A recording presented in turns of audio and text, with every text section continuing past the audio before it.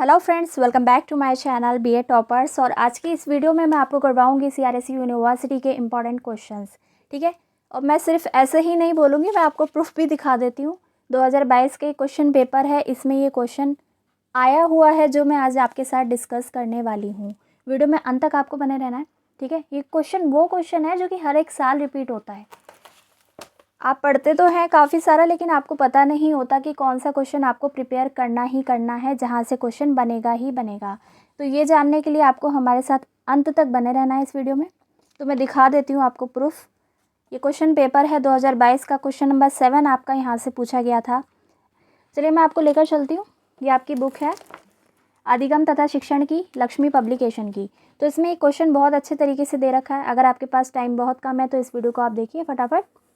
Question है आपका यहाँ पर, और किस किस तरीके से पूछा जाएगा ये भी आप देखते हुए चलेंगे। सूचना और सूचना तकनीकी को परिभाषित करें। ठीक है, सूचना की विशेषता और स्तरों पर प्रकाश डालें। इंग्लिश वाले अगर आप है तो इसमें रीड कर लीजिएगा। Define information and information technology, also throw light on characteristics of information and level of information. ठीक है, दूसरे तरीके से आपसे पूछा जा सकता है कि सूचना एवं संप्रेषण तकनीक क्या है। आईसीटी शिक्षण अधिगम प्रक्रिया की भूमिका स्पष्ट आपको करनी है। ठीक है, तो इंग्लिश में यहाँ पर रीड करेंगे, what is information and communication technology, explain the role of ICT teaching. तो इसका उत्तर आपको किस तरीके से देना है पूरा समझाते हुए चलूँगी, वर्ड टू वर्ड समझते चलेंगे। सूचना तकनीकी यानी कि इंफॉर्मेशन टेक्नोलॉजी का मुख्य संबंध सूचना यानी कि इंफॉर्मेशन से होता है। नाम से ही आपको पता लग रहा है सूचना तकनीकी। अतः सूचना तकनीकी शब्द का अर्थ जानने से पहले सूचना शब्द को जानना एवं समझना अति आवश्यक है। चलिए तो जान लेते हैं सूचना का अर्थ क्या है। सूचना शब्द को विभिन्न तरीकों से प्रयोग किया जाता है। दो शब्दों, आंकड़ों और सूचना का बहुत प्रयोग किया जाता है जो कि आपस में संबंधित होते हैं। आंकड़ों का संक्षिप्त स्वरूप सूचना है। अब आपको दोनों में फ़र्क समझ आया, आंकड़ा क्या है और इन्फॉर्मेशन क्या है। आंकड़ों का जो संक्षिप्त स्वरूप होता है, ठीक है, ब्रीफ में जो इन्फॉर्मेशन होती है उसको आप कहते हैं सूचना। आंकड़ों और सूचना में संबंध होता है। किसी सूचना प्रणाली में डाली गई सामग्री आंकड़े कहलाती हैं। ठीक है, इसको आप पढ़ लीजिएगा, बहुत ज़्यादा एक्स्ट्रा पढ़ने की आपको ज़रूरत नहीं है, थोड़ा बहुत आपको अर्थ पता होना चाहिए, हम रीड कर चुके हैं। अब देख लेते हैं कि सूचना की विशेषताएं क्या होती हैं। ठीक है, उपलब्धता, सूचना जो है वो अवेलेबल होनी चाहिए, उसकी उपलब्धता होनी चाहिए, तभी वो सूचना कहलाएगी। कई बार कई सूचनाएँ पहले तो उपलब्ध नहीं होती लेकिन बाद में उपलब्ध हो जाती हैं। बाद में उपलब्ध सूचनाएँ व्यक्ति के लिए नई होती हैं तथा व्यक्ति के लिए निर्णय लेने में बहुत लाभदायक सिद्ध होती हैं। तो सूचना वो है जो आसानी से उपलब्ध हो। दूसरा, उपयुक्तता यानी कि एक्यूरेसी। देखिए, सूचना आप किसे कहेंगे जो कि बिल्कुल उपयुक्त हो। सूचना बिल्कुल सही और उपयुक्त होनी चाहिए, अगर वो गलत है तो आपके लिए यूज़फुल नहीं होगी। दूसरी इसकी बड़ी विशेषता है उपयुक्तता। थर्ड है यहाँ पर समयबद्धता, यानी कि किसी भी सूचना की जो है टाइमलाइन होती है, वांछित सूचना अति शीघ्रता से उपलब्ध हो जानी चाहिए। अगर वो देर है तो उसका कोई भी अर्थ नहीं रह जाएगा। ठीक है, अगर उसमें देरी हो रही है तो। संपूर्णता यानी कि आधी अधूरी नहीं होनी चाहिए सूचना, केवल संपूर्ण सूचना ही लाभकारी हो सकती है। संग्रहित सूचना हर प्रकार से संपूर्ण होनी चाहिए, अपूर्ण सूचना भी हानिकारक हो सकती है। पांचवी विशेषता है प्रस्तुतिकरण यानी कि प्रेजेंटेशन। तो सूचना को प्रभावशाली ढंग से प्रस्तुत किया जाना चाहिए, इससे सूचना का मूल्य बढ़ता है। सूचना को अर्थपूर्ण ढंग से प्रस्तुत करने पर उसे अधिक प्रभावशाली और कीमती बनाया जा सकता है। तो ये 5 विशेषताएं थी सूचना की, फिर से रिपीट करेंगे। उपलब्धता यानी कि अवेलेबिलिटी, उपयुक्तता एक्यूरेसी, समयबद्धता यानी कि टाइमलाइंस, संपूर्णता कंप्लीटनेस, प्रस्तुतिकरण यानी कि प्रेजेंटेशन। ठीक है, तो उम्मीद है कि आपको सूचना की विशेषताएं बहुत अच्छे से समझ आ गई होगी, अर्थ भी समझ में आ गया होगा। अब हम बात करेंगे सूचना के स्तर की, यानी कि लेवल्स ऑफ इंफॉर्मेशन क्या होते हैं। तो देखिए, सूचना के कई स्तर होते हैं, जैसे कि अंतर्राष्ट्रीय सूचना, राष्ट्रीय सूचना और कॉरपोरेट सूचना। आगे भी पढ़ लेंगे, लेकिन पहले समझ लेते हैं अंतर्राष्ट्रीय सूचना क्या है। इसे इंग्लिश में आप कहेंगे इंटरनेशनल इन्फॉर्मेशन। बड़े बड़े संगठन अंतर्राष्ट्रीय महत्व की सूचना चाहते हैं। यह अंतर्राष्ट्रीय सूचना राष्ट्रीय सूचना के अतिरिक्त वांछित होती है। यह बड़े बड़े व्यापारिक घरानों, विश्वविद्यालयों, शैक्षिक संस्थाओं के लिए सत्य है। वे ईमेल के माध्यम से बुलेटिन प्राप्त करते हैं। अब आपको समझ आया कि अंतर्राष्ट्रीय सूचना क्या होती है। ये इंटरनेशनल लेवल पे प्रयोग की जाती है। चाहे विश्वविद्यालयों से रिलेटेड हो सकती है, शैक्षिक संस्थानों से रिलेटेड हो सकती है, ये व्यापारिक संबंधों से भी रिलेटेड हो सकती है। ठीक है, अलग अलग कंट्री के बीच, अंतर्राष्ट्रीय यानी इंटरनेशनल लेवल पे होगी, कई देशों के बीच संबंधित होगी। चलिए अगला है राष्ट्रीय सूचना। वह सूचना जिसका दायरा केवल आपके देश तक ही सीमित हो, इसे आप कहेंगे नेशनल इन्फॉर्मेशन। तो अंतर्राष्ट्रीय सूचना की तरह राष्ट्रीय सूचना भी महत्वपूर्ण है। राष्ट्रीय सूचना के स्रोत हैं शैक्षिक या फिर व्यापारिक मैगजीन, टीवी पर आधारित कार्यक्रम, रिव्यूज़ या फिर समाचार पत्रों में प्रकाशित लेख। अब बात करेंगे कॉर्पोरेट सूचना। देखिए कॉर्पोरेट सूचना क्या होती है, इस प्रकार की सूचना या फिर स्वयं संगठन के बारे में होती है। इसे आमतौर पर कर्मचारियों तथा संस्था के विद्यार्थियों तक पहुंचाया जाता है। ठीक है, ये स्पेसिफिक होती है बहुत, जबकि अंतर्राष्ट्रीय और राष्ट्रीय का जो दायरा होता है वो काफ़ी बड़ा होता है। ठीक है, ये केवल स्वयं संगठन के बारे में बताती है या फिर इसी से रिलेटेड होती है। चलिए आगे बढ़ते हैं नेक्स्ट पेज पर 244 पर। अगला प्रकार बता रखा है, अगला स्तर बता रखा है आपको सूचना का, डिपार्टमेंटल सूचना। तो हर संगठन या संस्था विभिन्न विभागों में बटे होते हैं, क्या आपको पता ही है। उस संस्था के लक्ष्य निर्धारित किए जाते हैं, लेकिन उन्हें डिपार्टमेंटल अनुसार वर्गीकृत किया जाता है ताकि उन लक्ष्यों को प्रभावी ढंग से अर्जित किया जा सके। संबंधित विभागों के उत्तरदायित्व निर्धारित कर दिए जाते हैं। ठीक है, जो डिपार्टमेंटल क्या होगी, जो विभाग से संबंधित होगी उसे आप कहेंगे डिपार्टमेंटल। डिपार्टमेंट क्या होता है, किसी भी काम का हो सकता है। ठीक है, वो शिक्षा से संबंधित हो सकता है, किसी व्यापार से संबंधित होता है, उसमें कई सारे लक्ष्य होते हैं। आगे है इसमें 5वां व्यक्तिगत सूचना यानी कि इन्फॉर्मेशन, इंडिविजुअल इन्फॉर्मेशन। तो इस सूचना में संगठन के एक स्टाफ के सदस्यों और कर्मचारियों की सूचना शामिल होती है, यानी कि हर एक व्यक्ति से रिलेटेड होता है। ठीक है, व्यक्तिगत रूप से इसमें व्यक्तिगत सूचना होती है जैसे कि निवास, वैवाहिक स्तर आदि। इसमें व्यावसायिक सूचना है जैसे कि अनुभव, वेतन स्तर आदि भी शामिल होते हैं क्योंकि ये व्यक्ति से संबंधित होते हैं।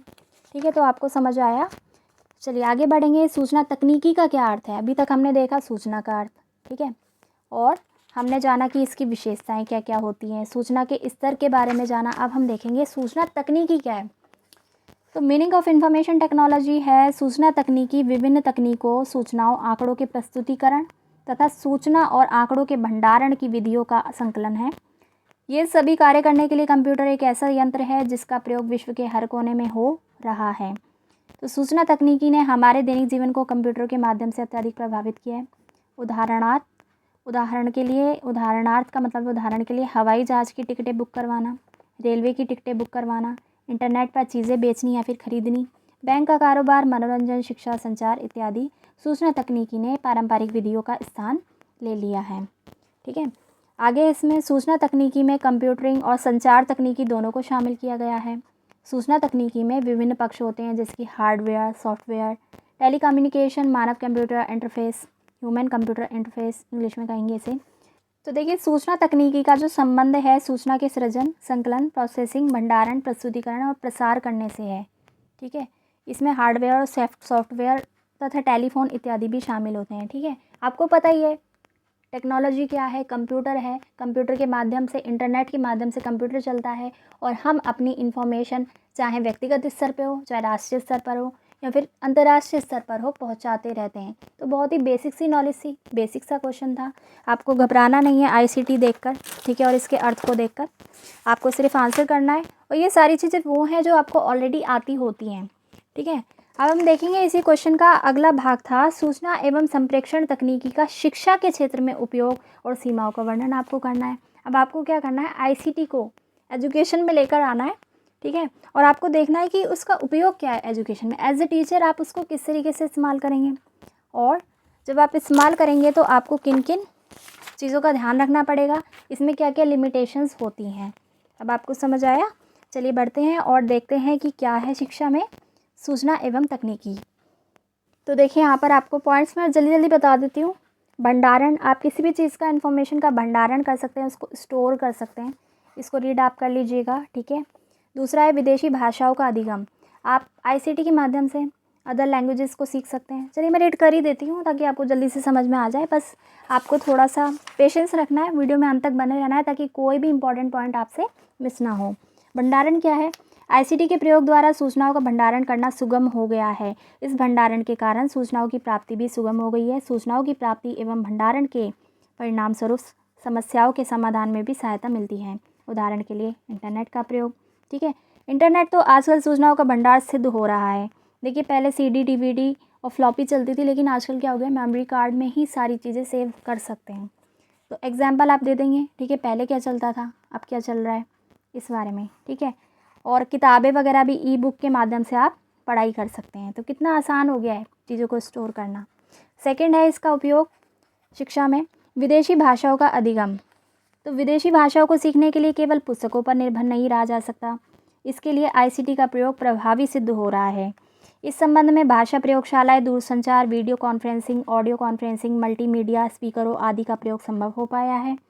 इस दृष्टि से भाषाओं को सीखना, विशेषकर विदेशी भाषाओं को सीखना, अब उतना कठिन नहीं रहा है। तीसरा उपयोग है इसका शैक्षिक अनुसंधान। भाई, अलग अलग रिसर्चेज होती रहती हैं, आपको पता ही होगा।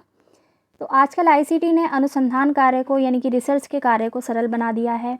हर अनुसंधान कार्य में विशेष प्रकार की तथा विभिन्न प्रकार की सूचनाएं तथा आवश्यकताएं बाधित होती हैं। शर्त यह भी है कि ये सूचनाएं वास्तविक और विश्वसनीय होनी चाहिए। ठीक है, ऐसा नहीं कि आपने कुछ भी पेश कर दिया रिसर्च करके तो उसका कोई महत्व नहीं रहेगा। चौथा इसका उपयोग है प्रबंधन, यानी कि मैनेजमेंट। आजकल प्रबंधन नियोजन किसी भी क्षेत्र का हो, आईसीटी के सहयोग के बिना निसहाय है। ठीक है, तो शिक्षा के क्षेत्र में प्रबंधन आईसीटी पर आधारित हो रहा है तथा इसका प्रयोग प्रबंधकों के लिए वरदान सिद्ध हो रहा है। यानी कि मैनेजमेंट करना, चीज़ों को मैनेज करना कितना आसान कर दिया है आईसीटी ने, यानी कि इंफॉर्मेशन और टेक्नोलॉजी ने, सूचना एवं प्रौद्योगिकी ने। तो प्रबंधन में भी सभी विभिन्न सूचनाएं चाहिए जो कि आईसीटी द्वारा क्षेत्रों में उपलब्ध हो जाती हैं, जिसके परिणाम स्वरूप प्रबंधन का कार्य अधिक सुचारू रूप से चलाने में मदद मिलती है। स्कूलों में प्रवेश संबंधी सूचनाएं, पाठ्यक्रम संबंधी सूचनाएं, शोध कार्य संबंधी सूचनाएं तथा अध्यापकों के वेतन आदि संबंधी सूचनाएं आईसीटी के माध्यम से कुछ ही क्षण में आँखों के सम्मुख आ जाती हैं। ठीक है, पहले क्या होता था, फाइलों में नोट करनी पड़ती थी हर एक चीज़, लेकिन अब इंटरनेट पर आप मिनटों में हर एक चीज़ को देख सकते हैं। पांचवा शिक्षा में इसका उपयोग है शिक्षण प्रक्रिया। भाई, टीचिंग प्रोसेसिंग को कितना आसान बना दिया है, इफ़ेक्टिव बना दिया है। अब ये वीडियो आप देख रहे हैं आईसीटी के माध्यम से ही देख रहे हैं। अगर ये टेक्नोलॉजी नहीं होती, यूट्यूब नहीं होता, ठीक है, कुछ भी नहीं होता, तो आप इस तरीके से नहीं पढ़ सकते थे, ना ही आप बच्चों को पढ़ा सकते हैं, जैसे कि पीपीटी के थ्रू या अदर आईसीटी के जो एग्जाम्पल है उनको यूज़ करके। ठीक है, तो इसको आप लिख लेंगे। अगला उपयोग है विशिष्ट बालकों की शिक्षा। ठीक है, स्पेशल चाइल्ड की जो एजुकेशन होती है इसके लिए भी बहुत उपयोगी है। विशिष्ट बालकों को शिक्षा प्रदान करना इतना सरल कार्य नहीं है, क्योंकि ये बालक सामान्य बालकों से बिल्कुल भिन्न होते हैं, विशेषकर अधिगम की दृष्टि से, यानी कि सीखने की दृष्टि से। लेकिन आईसीटी के बढ़ते प्रयोग ने इन बालकों की शिक्षा को एक नया मोड़ दिया है। संप्रेषण की नई विधियों व उपकरणों की सहायता से विशिष्ट बालकों की शिक्षा में नया मोड़ आया है। नई विधियाँ प्रयोग की जाने लगी हैं। ठीक है, जो गूंगे बहरे हैं बच्चे, उनके लिए अलग से इक्विपमेंट होते हैं, उनके लिए अलग से कॉन्फ्रेंसिंग होती है। तो बहुत सारी चीज़ें हैं जो कि आईसीटी से संभव हो सकी हैं। 7th है यहाँ पर पूर्व प्राथमिक शिक्षा, यानी कि प्री प्राइमरी एजुकेशन को भी इसने आसान करा है। कैसे करा है देख लेते हैं। पूर्व प्राइमरी स्तर की शिक्षा में आईसीटी का प्रवेश भी प्रभावशाली सिद्ध हो रहा है। इन छोटे बच्चों की शारीरिक गतिशीलता, यानी कि साइकोमोटर कंट्रोल के लिए अनेक इलेक्ट्रॉनिक खिलौनों पर प्रयोग बच्चों को खेल ही खेल में दिखाया जाता है, जिससे ये बच्चे विज्ञान के प्रति अपनी जिज्ञासा के विकास का प्रयत्न करते हैं। 8वां उपयोग है शिक्षा तंत्र में परिवर्तन। ठीक है, तो क्या क्या परिवर्तन आए, चेंज इन एजुकेशन सिस्टम, ये आप खुद भी लिख सकते हैं, इसको आप रीड कर लीजिएगा। ठीक है, तो यहाँ पर मैंने आपको कई सारे उपयोग बता दिए, फिर से रिवाइज कर लेंगे। पहला था हमारा भंडारण यानी स्टोरेज, विदेशी भाषाओं का अधिगम, शैक्षिक अनुसंधान, प्रबंधन यानी मैनेजमेंट, शिक्षण प्रक्रिया, विशिष्ट बालकों की शिक्षा, पूर्व प्राथमिक शिक्षा। तो आप कई सारे ऐसे पॉइंट बनाकर लिख सकते हैं, उनको एक्सप्लेन कर सकते हैं। बहुत ही आसान था। चलिए अब सीमाएं देख लेते हैं। सूचना एवं संप्रेषण की क्या क्या सीमाएं हैं, पेज नंबर 249 से।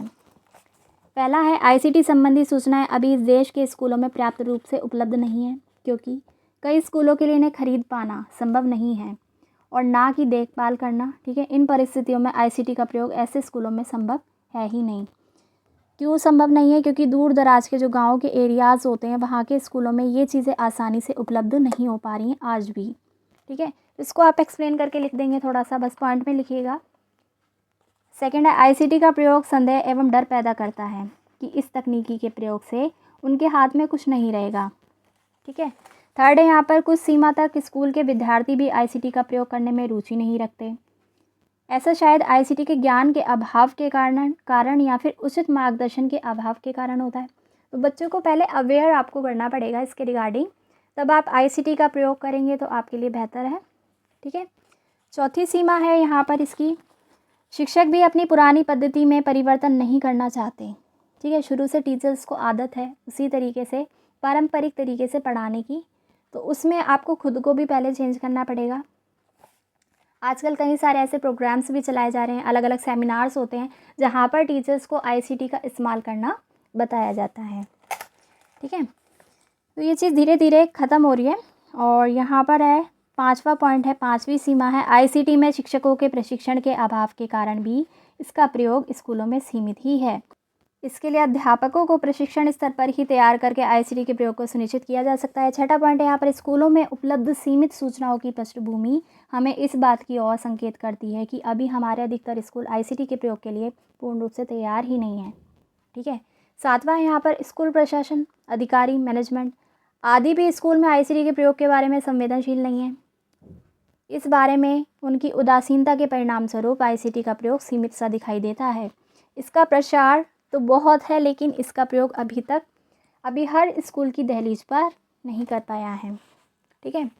तो मतलब जितने भी नेगेटिव पॉइंट हैं आपके माइंड में आते हैं एज ए टीचर, वो आप लिमिटेशंस में डाल देंगे, और जो अच्छी अच्छी खूबियां हैं आईसीटी की, जिसका यूज़ करके आप कुछ ना कुछ अच्छा अचीव कर पा रहे हैं, ठीक है, उसको डाल देंगे आप उपयोगिता में।